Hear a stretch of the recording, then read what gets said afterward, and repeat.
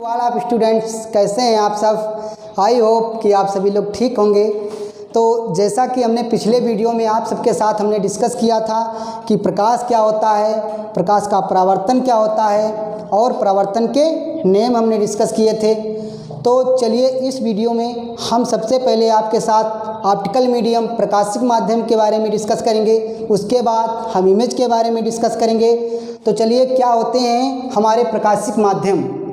प्रकाशिक माध्यम वो होते हैं जिन माध्यमों से प्रकाश सुगमतापूर्वक गुजर जाता है, उन्हें हम प्रकाशिक माध्यम कहते हैं। ठीक है, हमने the medium through which light passes is called optical medium. वह माध्यम जिन माध्यमों से प्रकाश गुजरता है उन्हें हम प्रकाशिक माध्यम कहते हैं, जिसे कहते हैं ऑप्टिकल मीडियम। अब देखते हैं ये हमारे कितने प्रकार के होते हैं। ये मुख्यतः 3 प्रकार के होते हैं। एक होता है हमारा पहला होता है, ये होता है ट्रांसपेरेंट मीडियम, पारदर्शक माध्यम। दूसरा होता है हमारा अल्प पारदर्शक माध्यम, जिसको बोलते हैं ट्रांसल्यूसेंट मीडियम। और तीसरा होता है ओपेक मीडियम, अपारदर्शी माध्यम। तो चलिए हम सबसे पहले समझेंगे क्या होता है पारदर्शक माध्यम, ट्रांसपेरेंट मीडियम।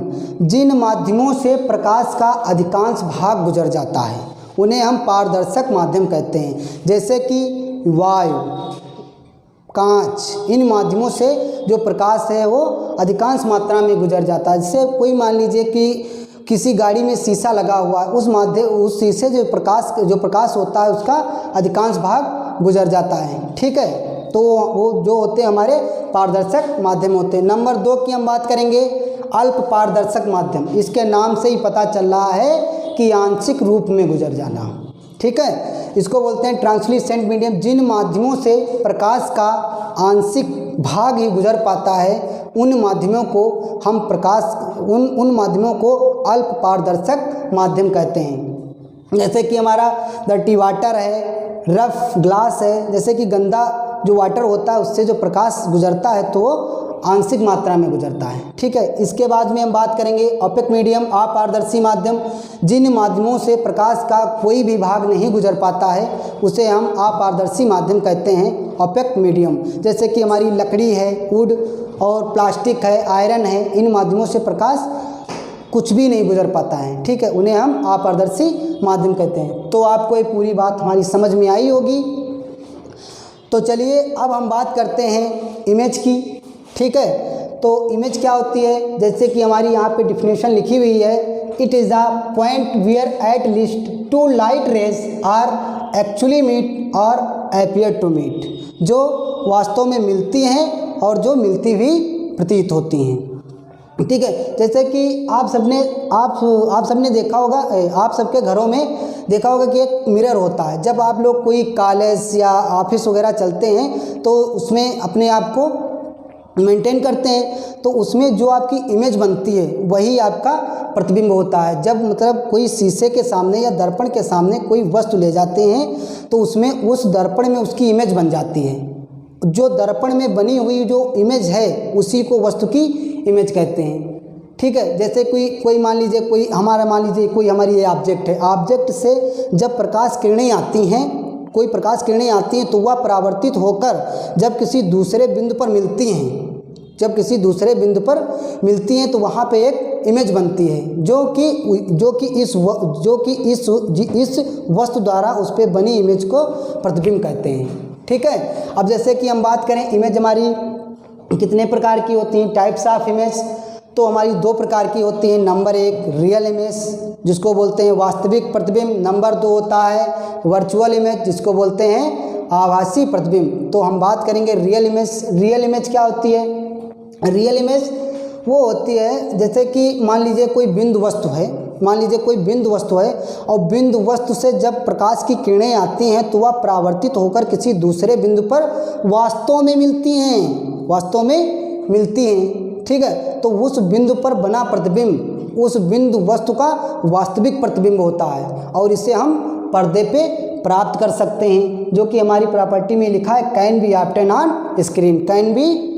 ऑन स्क्रीन या can be taken on screen. ठीक है, जो पर्दे पे प्राप्त कर सकते हैं और इनकी जो इमेज बनती है वो इन्वर्टेड बनती है, जैसे कि इस तरह जैसे कि ये दिख रही है इस तरह और ये इस तरह दिखी, इसकी इन्वर्टेड बनती है, ठीक है, जो पर्दे पे प्राप्त कर सकते हैं। जैसे कि आप सभी ने देखा होगा कि सिनेमा हॉल में गए होंगे तो वहाँ पे जो पर्दे पे इमेज बनती है, जैसे कि आप लोग गए होंगे तो वहाँ से पीछे से जो हमारी डाली जाती हैं लाइट रेज डाली जाती हैं तो वह रिफ्लेक्ट होकर उस पर्दे पे पड़ती हैं, और पर्दे पे जब आप देखते होंगे तो एक्टर और एक्ट्रेस उस पर दिखाई देते हैं, जो वो इमेज होती है वो हमारी रियल इमेज होती है, ठीक है, वास्तविक इमेज होती है, जिसे हम पर्दे पे प्राप्त कर सकते हैं, ठीक है। तो आप सभी को रियल इमेज समझ में आई होगी क्या चीज़ है। इसके बाद में हम बात करेंगे वर्चुअल इमेज। वर्चुअल इमेज से नाम से ही पता चल रहा है आभासी।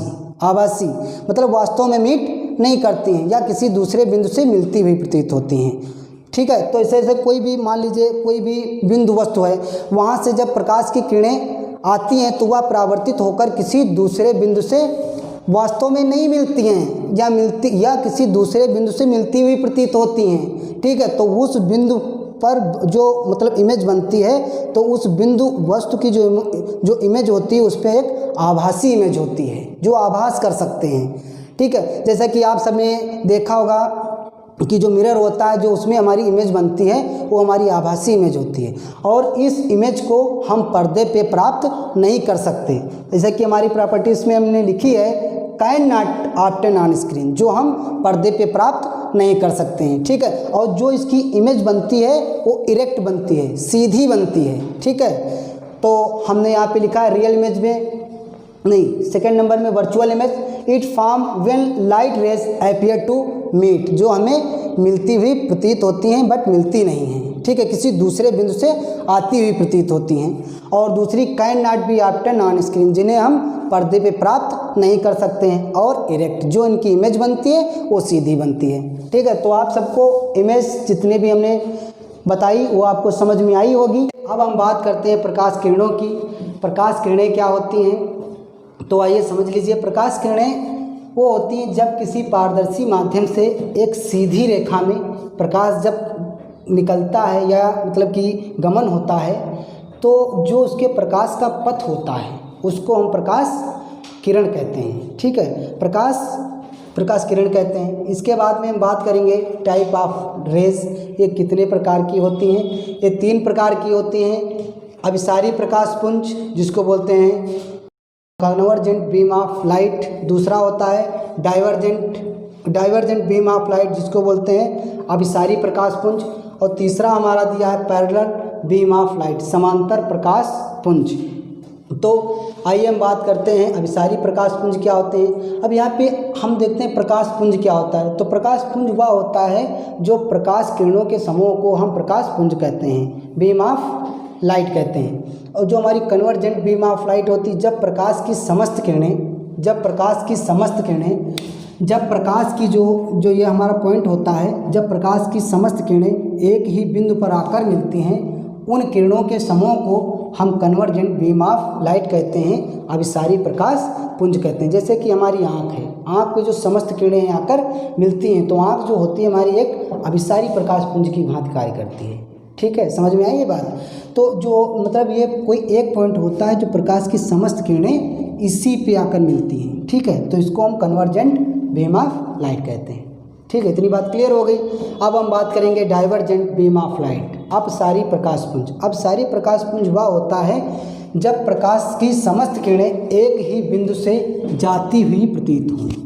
जब प्रकाश की समस्त किरणें एक ही बिंदु से जाती हुई प्रतीत हों उन किरणों के समूह को हम अपसारी प्रकाश पुंज कहते हैं, डाइवर्जेंट बीम ऑफ लाइट। बहुत सिंपल है, ठीक है, याद कर लीजिए, उन्हें हम अपसारी प्रकाश पुंज कहते हैं। जैसे कि हमारा सूर्य है, सूर्य से बहुत सारी जो लाइट किरणें हैं वो निकलती हैं, वो मतलब है तो एक ही बिंदु से बहुत सारी किरणें निकल रही हैं, तो वो जो हमारा होता है वो अभिसारी प्रकाश पुंज का होता है, डाइवर्जेंट बीम ऑफ लाइट। इसके बाद में हम बात करेंगे पैरेलल बीम ऑफ लाइट, समांतर प्रकाश पुंज। समांतर प्रकाश पुंज वो होता है जो प्रकाश की समस्त किरणें एक दूसरे के समांतर होती हैं, उन प्रकाश किरणों के समूह को हम समांतर प्रकाश पुंज कहते हैं, ठीक है। तो उम्मीद करते हैं कि आप सभी को ये सारी चीज़ जो भी हमने डिस्कस की वो आपको समझ में आई होगी।